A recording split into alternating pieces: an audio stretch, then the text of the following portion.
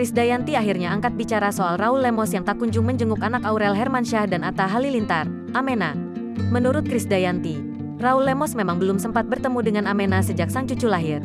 Hingga kini, suami Krisdayanti ternyata masih di Timor Leste dan belum bisa kembali ke Indonesia. Belum ketemu, nanti insya Allah, kan memang kerja nggak bisa ditinggal, ujarnya. Meski begitu, menurut Krisdayanti, Raul Lemos juga masih berkomunikasi dan memberikan doa. Tapi komunikasi lancar, pasti turut mendoakanlah, pasti titip salam buat anak-anak, ujarnya. Pengakuan Krisdayanti ini dikutip dari kanal Insert Trans TV, Jumat, tanggal 11 Maret tahun 2022. Seperti diketahui, Amena Hananur Atta, anak pertama dari Aurel Hermansyah dan Atta Halilintar, telah menggelar acara akikah pada Jumat, tanggal 4 Maret tahun 2022. Setelah acara akikah tersebut, Krisdayanti ternyata belum bertemu lagi dengan Amena sejak karena dilanda jadwal pekerjaan yang padat.